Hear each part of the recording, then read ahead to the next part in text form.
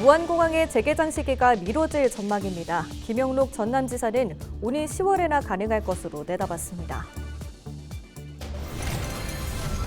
전남 한평의 한 종오리 농가에서 조류 인플루엔자 항원이 검출됐습니다. 전라남도는 긴급 방역에 나섰습니다. 전남교육청이 교육영화제를 올해부터 더 확대하기로 했습니다. 학생들이 직접 영화 제작에 참여해 볼 수 있는 기회가 생길 전망입니다. 장흥군이 한강 작가의 노벨문학상 수상을 계기로 이른바 노벨 문학의 도시로 만들겠다는 청사진을 제시했습니다. 10년 계획을 살펴봤습니다.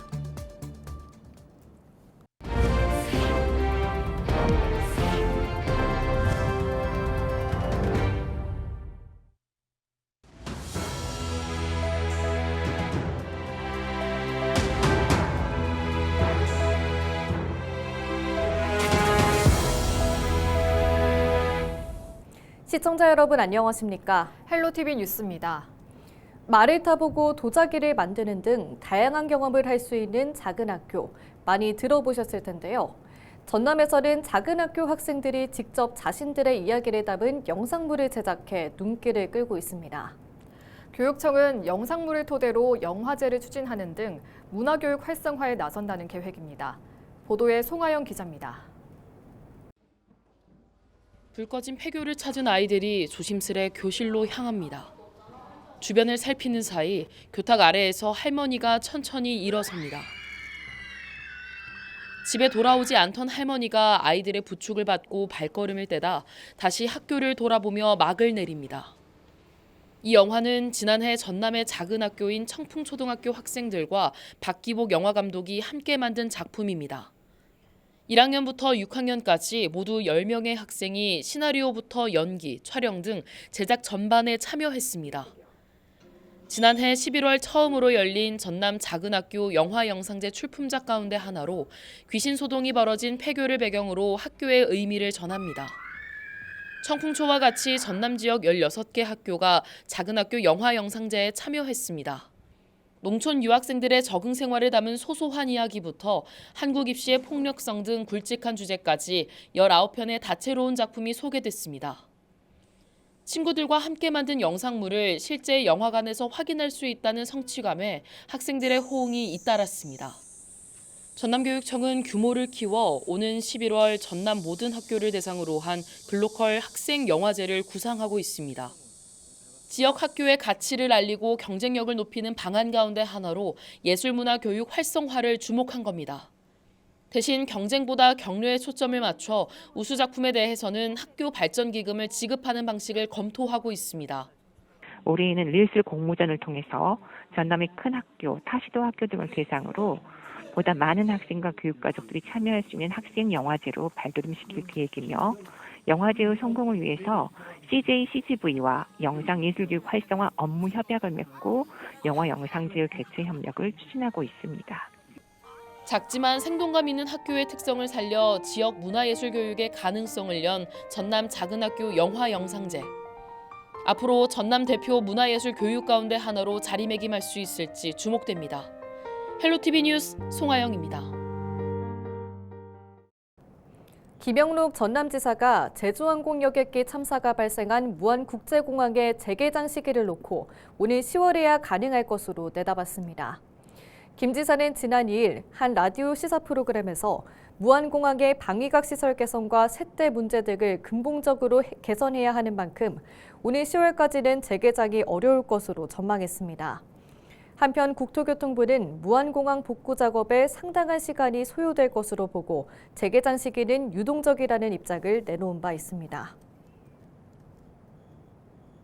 전라남도가 한평군의 한 종오리 농장에서 H5형 조류 인플루엔자 항원이 검출돼 긴급 조치에 나섰습니다. 전남도는 해당 농가를 중심으로 매몰 처분과 함께 반경 10km 안팎에 대해 이동을 제한하고 소독을 진행했습니다. AI 항원이 검출된 농장에서는 종오리 12,000여 마리를 사육하는 계열화 농가인 것으로 확인됐습니다. 장흥군이 지난해 한강 작가의 노벨문학상 수상을 계기로 노벨 문학의 도시 비전을 선포했습니다. 문학을 기반으로 지역 경제 활성화에 나서는 것은 물론 바이오 산업도 강화할 방침입니다. 보도에 장혜원 기자입니다. 한강 작가에 붙인 한승원 작가의 생가 일대입니다. 장흥군은 지난달 생가 소유주와 협의를 마치고 부지 매입을 완료했습니다. 한강 작가의 노벨문학상 수상으로 문학에 대한 관심이 높아지면서 한승원 작가의 생가를 지역 관광자원으로 활용하기 위해서입니다. 장흥군은 2025년을 노벨 문학도시로 선포했습니다. 이청준, 이승우 등 한국 문학을 대표하는 작가들을 배출한 점을 내세워 문학을 지역의 핵심 성장 동력으로 삼겠다는 계획입니다. 한 작가의 생가 매입을 시작으로 부녀 문학 산책로, 폐교를 활용한 문학 창작소, 노벨 문학 해안 산책로 등 다양한 관광 사업이 추진됩니다. 이제 이 노벨 문학 도시를 통해서 장군이 이 전라남도를 뛰어넘는 대한민국 그리고 세계의 어떤 이 우뚝 섰는 그런 장으로 이미지가 브랜드화 될 거라고 그렇게 기대 효과를 가지고 있습니다. 장흥군의 또 다른 역점 사업인 바이오 산업도 속도를 내고 있습니다. 군에는 버섯산업연구원, 천연자원연구원, 한약자원 비임상실험센터 등 바이오 연구기관이 자리하고 있습니다. 여기에 사업비 237억 원을 들여 오는 5월까지 진균류 바이오 헬스 소재 상용화 지원센터를 건립해 버섯 균사와 효모 등을 활용한 미래 먹거리 산업을 육성합니다. 미래 어떤 성장 동력 사업으로 발전시켜 나갈 그런 계획이 있는데 그것은 말 그대로 기능성 식품이라든가 그리고 화장품이라든가 여러분들이 많은 그런 소비자가 원하는 그런 전 산업으로 장흥군은 또 친환경 유기농 사업을 확대해 농업 경쟁력을 강화하고 탄소 중립과 기후변화 대응에도 선제적으로 나설 계획입니다. 문학을 중심으로 한 관광산업과 바이오 산업이 장흥군의 새로운 성장 동력으로 발돋움할 수 있을지 주목됩니다. 헬로티비 뉴스 장혜원입니다. 순천에서 아버지를 흉기로 찌르고 도주한 20대 남성이 전북 정읍에서 붙잡혔습니다. 정읍경찰은 3일 오전 순천에서 아버지를 흉기로 찌르고 달아난 A씨가 고속도로로 이동하고 있는 것을 확인해 정읍 나들목에서 긴급 체포했습니다. 경찰은 A씨의 범행 동기 등을 조사하고 있습니다. 주말 사이 전남에서 주택이나 건물에 화재가 발생하는 사고가 잇따랐습니다. 지난 1일 오전 10시 45분쯤 여수시 소라면의 한 주택에서 화목 보일러 연통 과열로 추정되는 화재가 발생해 가재도구와 주택 한 동이 모두 불에 탔고 인명피해는 없었습니다. 이튿날 오후 12시 45분쯤 광양시 중동에서는 4층짜리 건물 1층에 있는 성인 게임장에서 불이 나 게임기 70대가 불에 탔고 당시 건물 4층에 있던 시민 한 명이 연기를 마셔 인근 병원으로 이송됐습니다. 소방당국은 정확한 화재 원인과 재산 피해 규모 등을 조사하고 있습니다. 농공단지를 대상으로 건설 부지에서 건축물이 차지하는 비율을 결정짓는 건폐율에 대한 규제가 완화될 것으로 보여 입주기업의 투자 여건이 개선될 전망입니다. 전라남도는 3일 국토교통부가 올해 상반기 안에 국토의 계획 및 이용에 관한 법률 시행령을 일부 개정해 농공단지 건폐율을 기존 70%에서 80%까지 늘리겠다는 방침을 내놨다고 설명했습니다. 한편 전남의 농공단지는 모두 70곳, 1,217만여 제곱미터 규모로 시행령이 개정되면 최대 122만여 제곱미터, 37만 평 규모의 건설 가능한 부지를 더 확보할 수 있는 것으로 파악됐습니다. 광양항 컨테이너 물동량이 6년 만에 200만 TEU를 넘어섰습니다. 여수 광양항만공사 조사 결과 지난해 광양항 컨테이너 물동량은 전년 물동량인 186만 TEU보다 7.8% 증가한 201만 TEU로 집계됐습니다.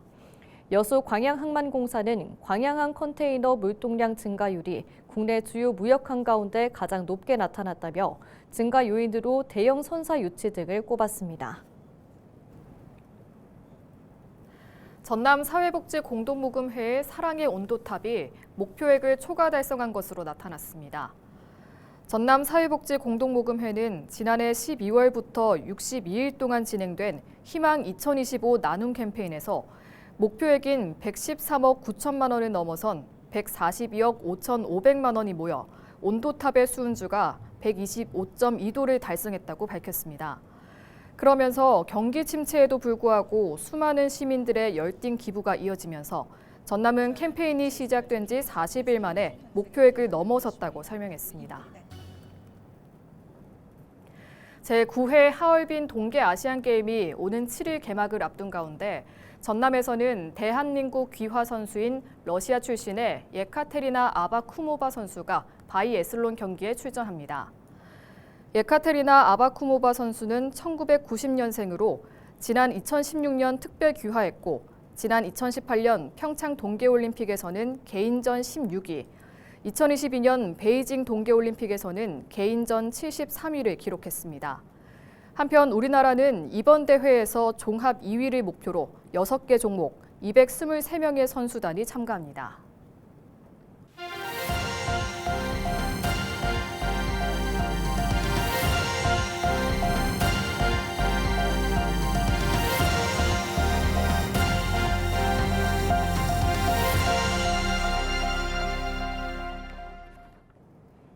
목포시가 지역의 경제활동을 파악하기 위한 사업체 조사에 나섭니다. 목포시는 오는 7일부터 다음 달 4일까지 지역의 전 사업체를 대상으로 사업장의 종류와 조직 형태, 종사자 수 등 모두 9개 항목에 대한 조사를 진행할 계획입니다. 이번 조사는 현장 방문과 전화, 인터넷 등 다양한 형태로 진행되고 지난해 12월 말을 기준으로 종사자가 있는 사업체 3만여 곳이 해당됩니다.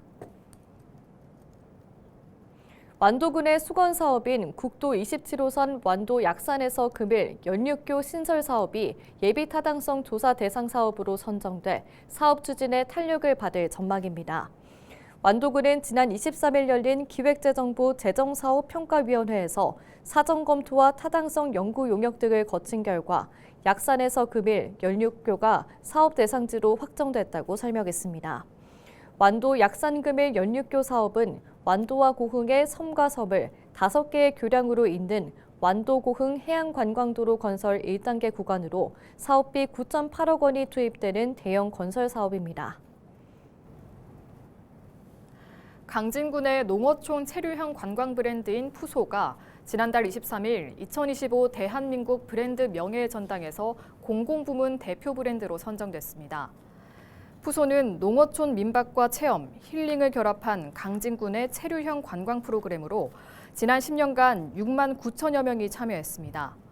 강진군은 올해 푸소 운영 10주년을 맞아 신규 농가 모집, 품질 관리 강화, 관광 트렌드에 맞춘 상품 개발 등 다양한 프로그램을 추진할 예정입니다. 올해로 9회째를 맞이한 대한민국 브랜드 명예 전당은 산업정책연구원에서 우수 브랜드를 발굴하고 시상하는 상입니다. 장흥군이 올해 지역 농수산식품 수출 500억 원 달성을 목표로 체계적인 수출 산업 기반 마련에 나섭니다. 장흥군은 2025년부터 2027년까지 3개년 수출 계획을 세우고 친환경 농수산물을 수출 전략 품목으로 선정해 유기농 쌀, 유기농 표고버섯 등을 해외에 적극적으로 홍보하고 지원 방안을 마련할 계획입니다.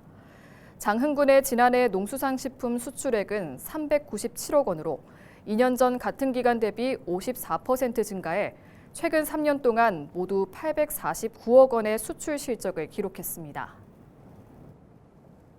진도군이 농업인들에게 작물별 핵심 기술과 농정시책 등 유용한 정보를 제공하기 위해 새해 농업인 실용교육을 실시합니다.